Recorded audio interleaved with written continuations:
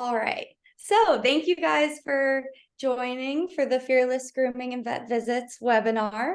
I'm Maddie Messina. Obviously, for Sharon who doesn't know me as well, I'm the founder of Pause for Thought Dog Training here in New York City, and this webinar is being put on in collaboration with First Ave Vet, who Phyllis takes her dog to First Ave Vet. So I was very excited to kind of work with them to put this together.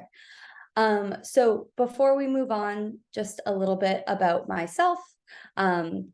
So I am an applied animal behaviorist, meaning that I have a master's in animal behavior. I also have a wide range of experience working with dogs. So I have shelter experience. I've also worked in veterinary settings, and I have over 5 years of training experience. And I think the most important piece of information for today is my fear-free certified. I am a fear-free certified professional. And fear-free certified professionals include trainers, groomers, and veterinary staff, all of whom are committed to decreasing stress and fear around handling procedures. So for today's agenda, we're going to be exploring cooperative care, discussing consent paradigms, discussing the fear-free approach, and also its real-life applications.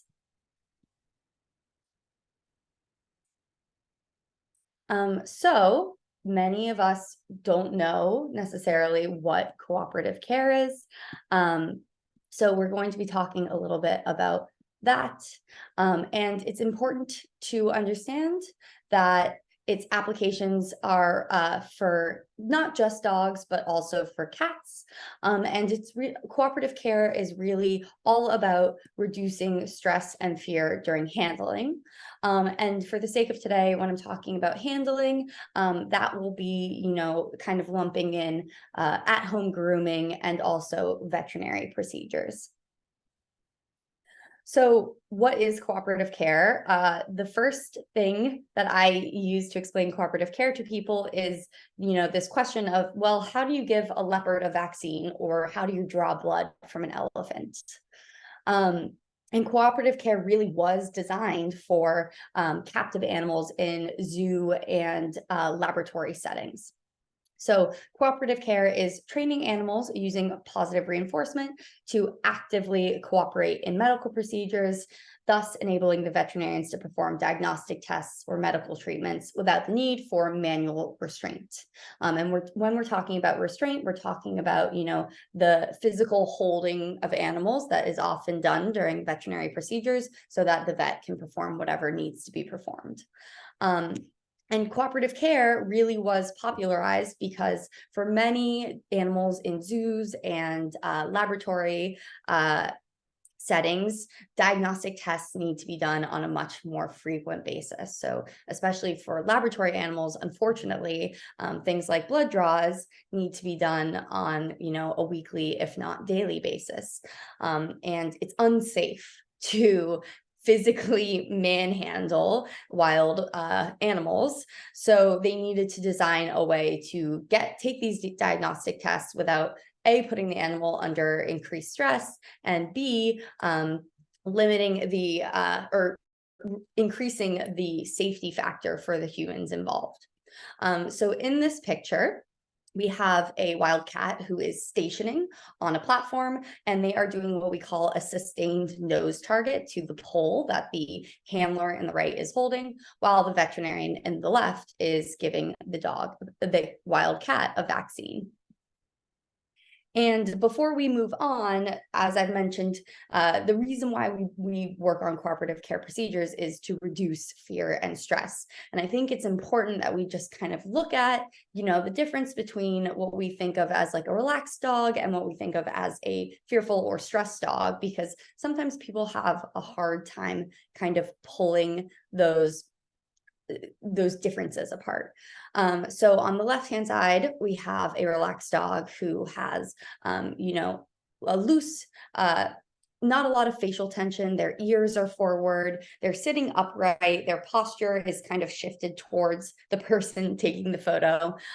Their pupils are normal, so not dilated.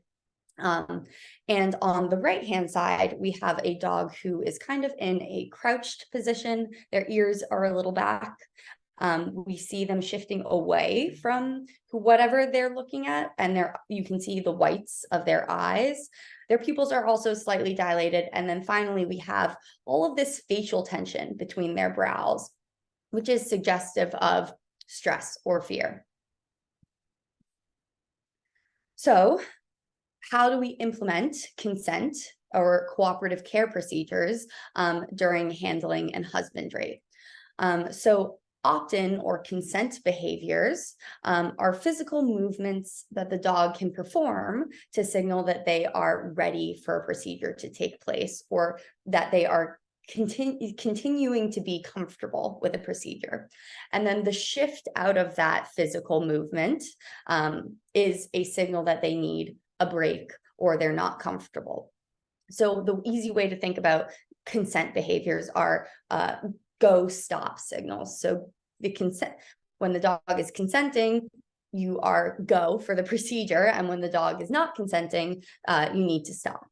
So examples of these consent behaviors that we can train dogs to perform are things like chin rests, stationing. So we saw that wild cat was stationing on the platform, sustained eye contact, or sustained targeting. So again, we saw that wild cat nose targeting, putting their nose to a pole. That's an example of sustained targeting. And I thought I'd walk you guys through a few of the, show you a few examples of some of the consent behaviors that I've trained with the dogs in my care, especially for those who struggle with, at-home grooming and whatnot. So here's an example of a chin rest for brushing. I'm going to pause this really quickly and then just talk you guys through it before we move on. So this dog previously would run and hide whenever someone picked up the hairbrush. And they are a doodle, so it's actually very important that they be comfortable with brushing, because he tends to get quickly matted. So what we did is we taught him to chin rest on the floor to let us know when he was ready for the brushing to commence. And anytime he picks up his chin, that's a sign that he's not comfortable with the brushing moving forward, or the brushing has gone too far and we need to take a break.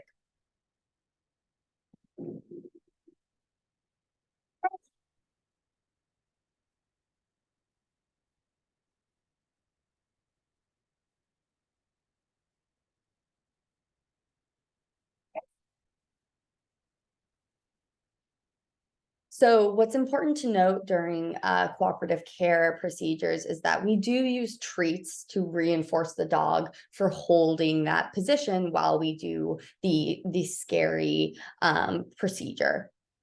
We also do use treats to tell the dog it's okay for them to pick up their head. They don't only get treats once that scary procedure has taken place. And the reason why we do both is because we want to remove the element of coercion. So if the dog only is treated for maintaining their head on the ground while I'm brushing them, that might make them feel like they have less of the option to say, hey, no, I'm not comfortable with this. So we do reinforce the animals for saying no, which is an important aspect of cooperative care training. There's technically no right and wrong with cooperative care work. All right, and then this next example, I'm going to pause again while I talk you guys through it. For this next example, this dog was not allowing one of its owners to clip the leash to its harness. We also worked on harnessing itself because the dog was not comfortable being harnessed by one of its owners. It also wouldn't allow handlers like myself to come into the apartment and walk the dog, so clip the leash to its harness without building a ton of comfort and having a really strong relationship with that handler. So we had to work on a cooperative care procedure to build my ability to clip the leash. And for this, what we did is we built sustained eye contact. So in this video, what you'll see is when the dog offers me their eye contact, that's when I know, okay, I can go ahead and move the leash to its harness. But if the eye contact shifts away from me, that's when I know, okay, I need to take a step back. I can't clip the harness now. This dog is uncomfortable.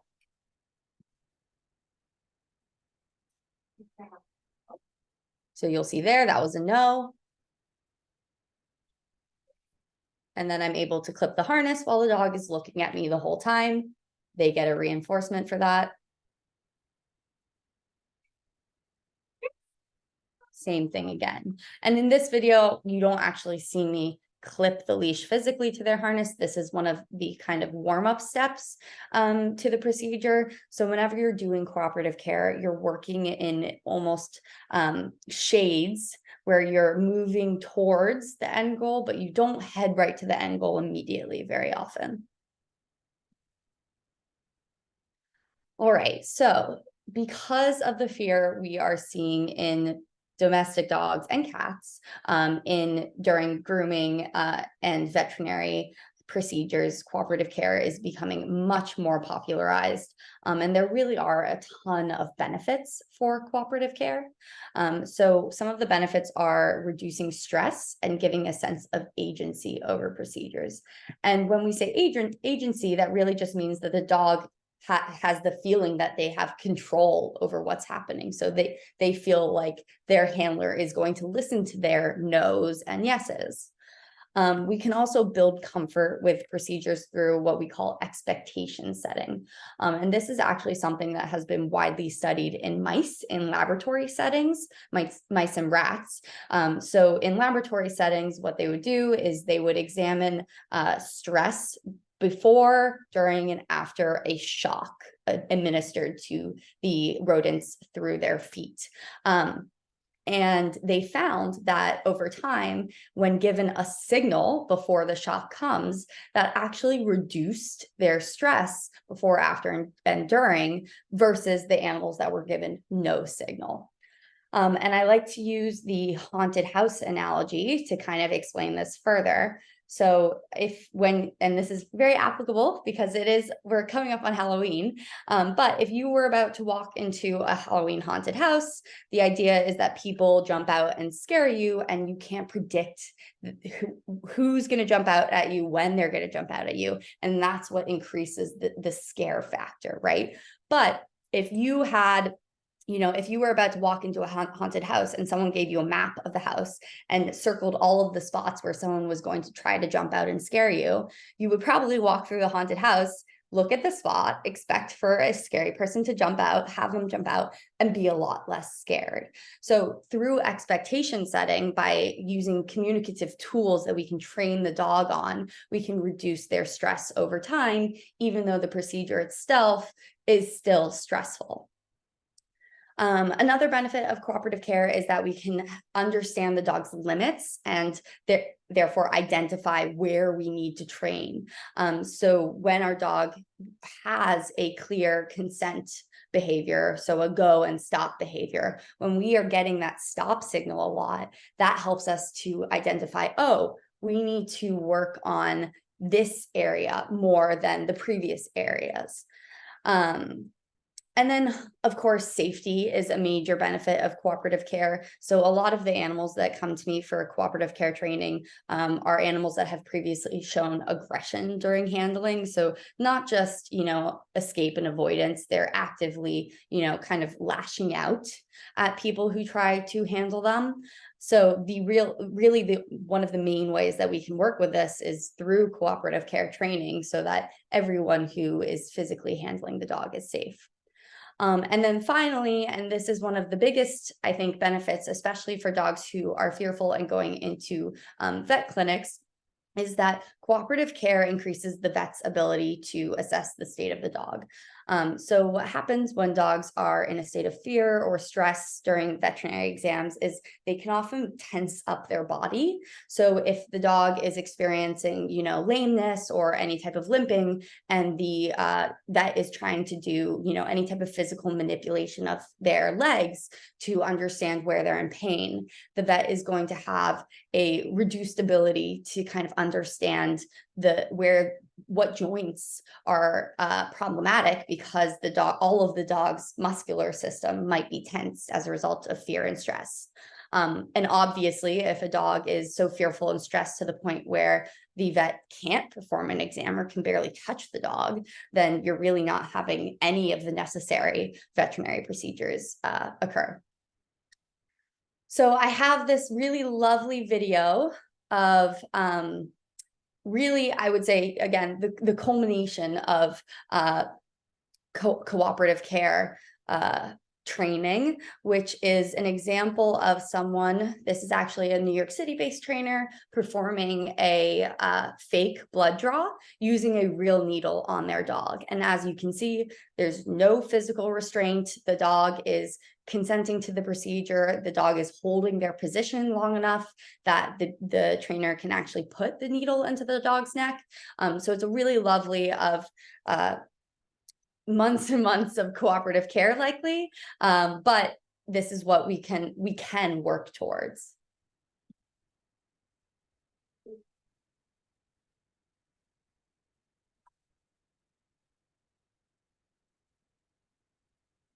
She has the needle in her left hand,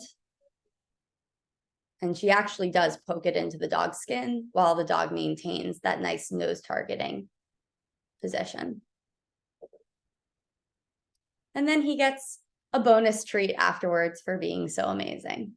So that is a really advanced example of cooperative care. We don't have to go that far, but for many dogs, we can get them to the point where they will let us cooperatively do things like blood draws or vaccines. So some considerations for cooperative care training before moving on. We are always going to wrap cooperative care training into desensitization and counter conditioning. So when we're doing DSCC, we are exposing the dog to the scary thing, their trigger, in small enough increments that the stress that is elicited is minimal. And we will also pair that trigger with things that help build a more neutral, shift the dog's association with that scary thing to be more neutral rather than negative. So usually we're using food for most dogs in these types of settings. Most dogs never come to look forward to things like brushing, blood draws, stuff like that. But we can help them to feel more neutral about it, which is, I think, a reasonable expectation. So that's just kind of like we can't do consent training without also DSCC, right? And that's that idea that we're really moving in super slow increments towards our end goal. So for a dog who maybe has trouble with getting brushed, we might start with just waving the brush over the dog's body while they maintain their chin rest, and then just light pressure of the brush on their back, and then more pressure with longer strokes. So at each point, we're only exposing them to a small amount of what makes them afraid, but building that up slowly over time. And as I just said, we're building it up slowly over time. So when we're thinking about introducing cooperative care into a dog's training regimen, I do always tell the clients, this is a heavy time and practice investment that you're going to have to make. For most dogs, we're looking at months of training to get to a place where they could, consent to blood draws, for example. Maybe a little bit less if they don't already have negative associations. But if they do, then you are looking at a hefty time and practice investment. We also need to think about generalization with cooperative care. So there are some recent studies that have looked at the benefits or the efficacy of cooperative care in dogs, and the main concern is generalization. So we can do all of the cooperative care work we want in our homes, and that's going to help us a lot with things like at-home grooming. But if we don't generalize those behaviors to the vet office or other grooming facilities, we might not see the benefits of the cooperative care practice. So we do need to take the time to practice in different environments for the dog to really understand this paradigm everywhere. And then the last thing we think about when we're doing cooperative care training is wants versus needs, especially for aggressive dogs. If we have really, really negative associations with certain procedures, we might want to talk about what do we absolutely need to get done ASAP, and what can we put on the back burner to work on at a later day. And when we talk about this, we're kind of talking about what we call the hierarchy of procedures. So for example, I have a client who has a heart condition. So for them, building cooperative care procedures so that they can do their echocardiogram is a very, very high up on that list. But building cooperative care procedures so that the vet can perform like joint and physical body checks is lower down on that list, because currently the dog has no signs of arthritis, no limping. So we're working more on, getting him to a place where we can check his heart regularly, because that's very important. And other stuff is on the back burner for us. All right, so we've talked about cooperative care, which is wrapped up in the fear-free approach, but the fear-free approach is much more than just cooperative care. So the fear-free approach is really about minimizing fear, anxiety, and stress during veterinary and grooming procedures, handling procedures.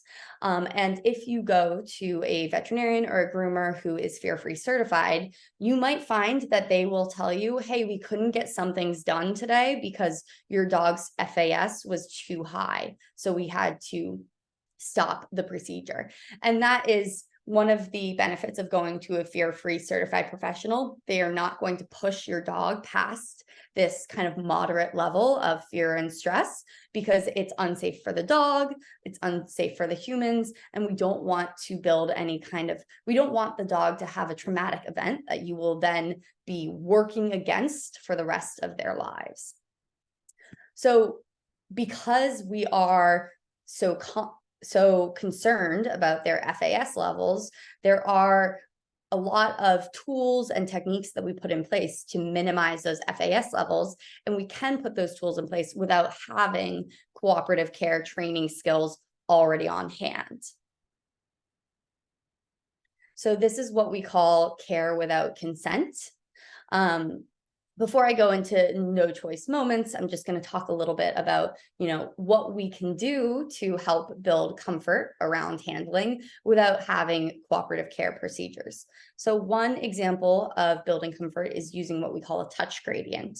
So in with the touch gradient technique, what the handler does is they start by touching and feeling a dog where they are probably most comfortable. For many dogs, this is going to be around the chest or the shoulders.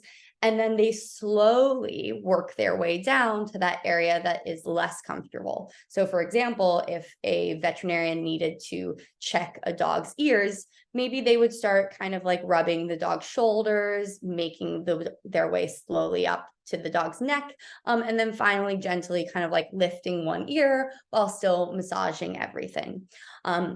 This is a lot less obtrusive than the veterinarian just walking over to the dog, lifting up their ear and peering inside. And it really kind of helps the dog avoid that kind of high stress, immediate fear response when they are either kind of taken aback by what's happening, or surprised by what's happening, or B, are just like uncomfortable with that specific area being touched. The other thing we can use is distractions. And this works really nicely for dogs who have, are showing minimal FAS, and we just want to keep it that way. This is also something that I highly recommend anyone do, especially if they have a younger dog or a puppy when they're doing grooming and veterinary procedures. So this is a great video of a fear-free vet using distraction techniques while a dog's having their temperature taken, which, as we know, for many dogs can be pretty obtrusive. You know, both ends there? Okay.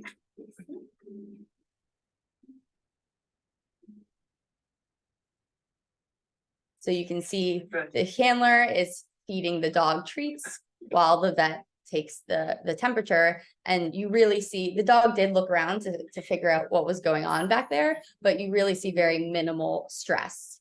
And here's another example with a cat where the vet is checking its heart and lung functions while the other handler is feeding treats to the cat to just keep them focused on everything besides what's going on underneath their chest.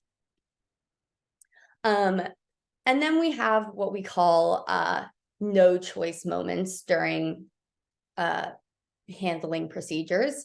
And these are procedures where something needs to happen regardless of the dog's comfort levels, or we haven't built the cooperative care training to help the dog through this procedure. So in order to minimize fear and stress during no choice moments, there are a few things that we can do, especially to avoid having those moments be traumatic. And again, thinking about expectation setting. So the dog clearly understands this is a no choice moment, something's happening. So we use clear communication signals. For example, a lot of handlers will build kind of like no choice into physical restraint procedures. So the dog knows, okay, I'm going to be restrained no matter what, something's going to happen to me. And it can help reduce their stress around those no choice moments. It's important that we avoid bribery in those settings. So the worst thing that you can do, for example, if a dog is afraid of going to get a bath, so being walked into the tub, the worst thing you can do is take some treats out, lead the dog into the tub with treats, and then perform the bath and have the dog be miserable the whole time. Because what is going to happen is the dog is going to see those special treats come out and immediately start avoiding those treats and you.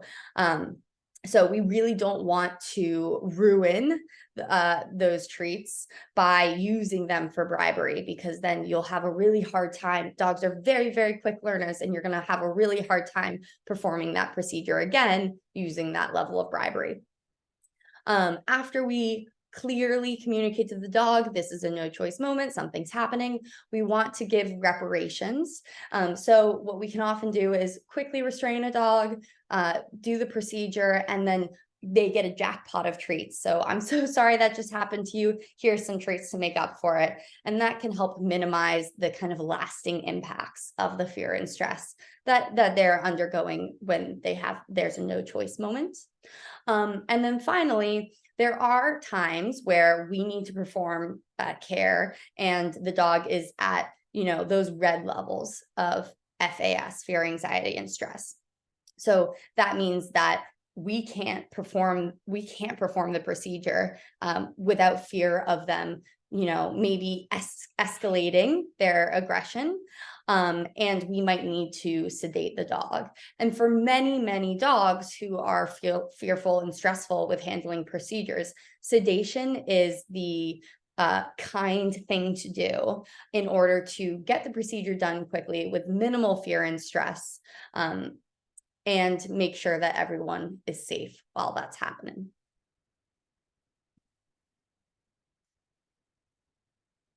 All right, so I want to walk you guys through some steps that you can take now that are not cooperative care related, but are still super beneficial for building your dog's comfort during handling procedures. So we're going to talk about, those real life applications of fear-free strategies. The first thing we want to look at is sensory adjustments. So thinking about what the dog sees, hears, feels, and even smells during handling procedures and how we can adjust those to build their comfort. We'll also talk about pre-visit pharmaceuticals, so whether or not you need to consider, sedation with your veterinarian. And then lastly, building your village. So you can't do this alone. You have to seek help. And I'll talk to you a little bit about what that looks like to build your dog's comfort with handling procedures.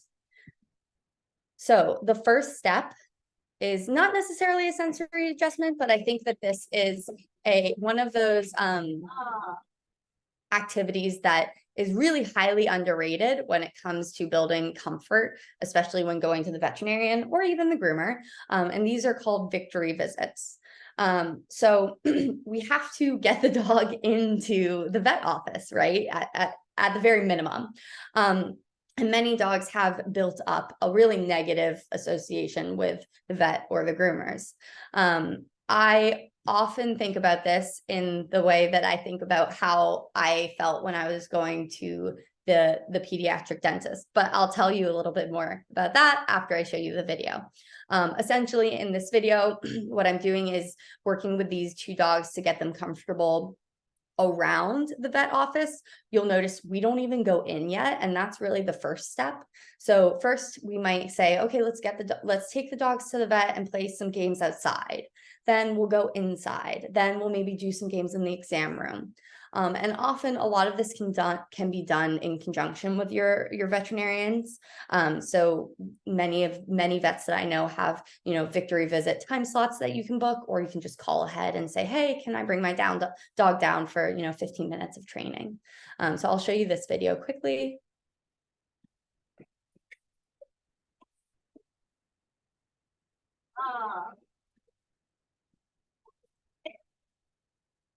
And so for these two dogs, we're standing outside of their veterinarian. I'm asking them to do very, very simple skills because I want to keep the rate of reinforcement high, meaning that I don't want them to experience any frustration. I want them to only think about this kind of training experience as very treat heavy and fun. And actually you can see that the older dog who's wearing the purple harness isn't as comfortable with the vet as the younger dog is, probably because they've built up more negative associations.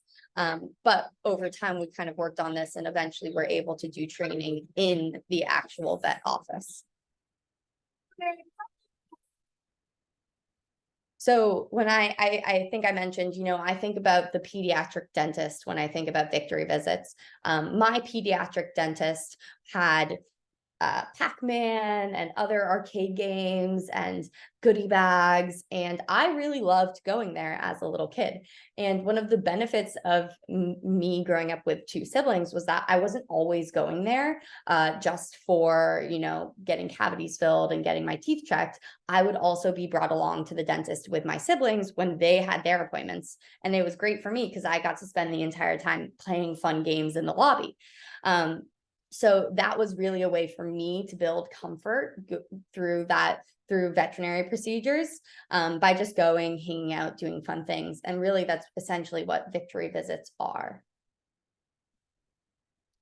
So thinking about some more sensory adjustments, pause this. We want to think about what the animal is taking in through their senses when they go to the vet office.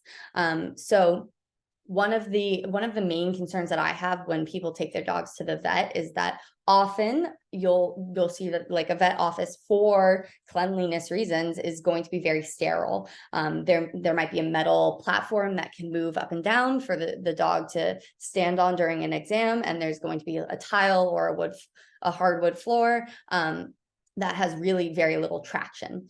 So one of my first recommendations is to bring a non-slip surface with you to your veterinary exams to build comfort, to make sure the dog has their feet underneath them. I really like to take there are little yoga towels that people put on their yoga mats for exercise that is in heated rooms, and they have little rubber balls at the bottom of the towel. I'll cut one of those in half and bring that to the vet room, to the exam room with me, so that my dog is able to stand on a surface that is a little bit more cushioned, and also that surface isn't slipping out from underneath them. So that helps to also improve the stability of his legs when the vets are coming in, putting their hands on him, examining him. And you want to make sure that you condition that mat ahead of time. So what you'll see in this video is, you know, again, us just playing some silly little games. He knows we've done tons of training on this mat, so that he knows anytime this mat is out, his goal is to go and sit on that mat and play those games. And it helps to just distract him from what's going on around him, and B, it serves as almost like a security blanket for him, because we've built up this kind of like piggy bank of really positive associations with that mat. So it helps him to feel more comfortable in uncomfortable situations when I bring that mat out. So I'll show you just some of the games that we play when we go to the vet together.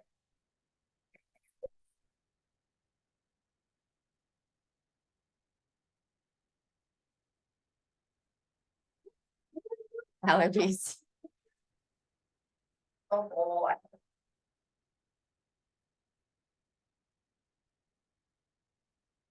So really, for him, most of the time, it's as simple as, oh, go sit or lay down on the mat, treats are coming, while we wait for the veterinarian, and even during the veterinary procedure. The conditioning a calming mat, or a stationing mat also helps for things like body manipulation. So if the vet wants to, you know, manipulate check his stomach, do a heart check, you know, lift his leg and check his joints, he can do all of that while standing on the mat and receiving treats. And we actually practice that a lot. And this is a dog who's fairly uncomfortable at the vet, and you can see that he's able to engage with me, do skills. He's not kind of panting, running around panicked like he used to, all because we've worked on conditioning this mat relaxation, essentially. Some other things to think about when you're thinking about stability is, especially if you have a larger dog, where is the dog being examined? Most dogs prefer to be examined with all 4 feet on the floor. So you can have that discussion with your veterinarian and say, hey, you know, my dog is more comfortable on the floor. Can we perform the exam there? And nine times out of 10, your veterinarian is going to say, of course, vets want their dogs to be more comfortable during these procedures. So if they typically pick up your dog and put them on the platform, just speak out and say, you know, do you mind if we use the floor this time? Some other things to consider are minimizing visual and audio triggers. So especially when you're walking into the vet office, many vet offices are set up that, you know, you have to walk in through a variety of, you know, dogs and cats waiting to be seen. If your dog is, you know, fearful of other dogs, shows reactivity towards other dogs, you may want to consider minimizing their visual exposure to those dogs. So some ways that we can do that are if your dog is small enough to fit in a bag, we can bring them in a bag and even put a towel over that bag. If your dog is really sensitive to noises, there are some things that they can wear, like there's, you know, something called a happy hoodie, which can reduce auditory exposure. It essentially looks like a little scarf for their head. So those are just some things we think about. And then as far as olfactory exposure, which isn't really on this slide, we can also, you know, take our calming mat and spray a pheromone spray like a dactyl on it to help promote calming and to decrease stress. And then finally, most vets have you waiting in the exam room for, you know, a variable amount of time, but it's good to bring something for the dog to focus on besides just sitting there waiting, listening to everything going on around them. For my dog, I tend to bring like a Kong stuffed with, you know, something lickable, or I bring a little chewing stick for them to focus on so that they're not just sitting and really kind of stressing out about what's about to happen to them. All right, so I think I mentioned sedation earlier. This is where pre-visit pharmaceuticals come into play. We really start thinking about pre-visit pharmaceuticals when your dog's fear and anxiety and stress levels are too high for them to walk into the clinic, or too high for them to even take treats near the clinic, in the clinic, with the vet in the room. So we can't do any of those things like distraction techniques. When your dog's fear, anxiety, and stress levels are too high. They're in that kind of red area of stress. And we really do need to consider whether it's safe for them to continue moving forward with procedures at that stress level. I would argue most of the time not. I would also argue that you can avoid building trauma around handling procedures through the use of pre-visit pharmaceuticals. So this is something that you will need to discuss with your vet. There are some dogs who are a good fit for PVPs and others who aren't. So I really want, you to consider talking to your vet about this. If you're seeing those high FAS levels, if it's easy enough that you can just give them a pill like 2 hours or an hour before your vet visit and have them just go in a little bit quieter, maybe a little bit sleepy, but have the vet be able to perform all of the necessary procedures with low stress and anxiety. For me, there's not a lot of negatives to that situation. And of course, if we are in a situation where the dog has the potential to show aggression, PVPs are going to reduce the need for heavy-handed restraint techniques. So things like the use of physical restraint, multiple people restraining a dog, muzzles, towels wrapped around their heads, etc. All of those things can be really scary for dogs. And then finally, you need to build your village. So if you have a dog that is uncomfortable with handling procedures, definitely speak to your vet right away, and also consider bringing in a fear-free certified trainer or behavior modification expert. What I do as a fear-free certified professional is I actually work in conjunction with the owners, the dog, of course, and the veterinarian. So what we do is we figure out the hierarchy of needs. So what has to happen, what procedures have to happen now, what procedures can happen in a little while. And we work towards the dog's comfort for the procedure that needs to happen now through specific protocols that I have, through clear communication, discerned from the veterinarian. So for many vets, they'll say, we really need to, for this blood draw, we need to be able to take blood from the jugular vein, so the neck. So then we have to design a specific training protocol to get the dog ready for that specific procedure. And if I hadn't clearly communicated with the veterinarian, I would be training for a leg blood draw, which would cause, which would cause issues when the client shows up to the veterinarian's office and the veterinarian goes, okay, time for our jugular blood draw. So we really need to have a village of animal care professionals who are all in communication with each other for the best care when we're thinking about low stress handling procedures. And then again, lastly, I think I've said this the whole presentation, but building your village is all about safety. For a dog who is fearful, there is what we call the ladder of aggression. So your dog might start showing you low-level signs of stress. And as those signs of stress increase, every dog has the capacity for aggression, and we don't want to push them to that point. So by bringing in a village of animal care workers who are all communicating together, we can keep your dog from moving up that ladder of stress and potentially towards aggression. And we can keep everyone who's handling the dog and the dog itself safe so that all the procedures that we need to get done can get done. All right, so that's about it for today.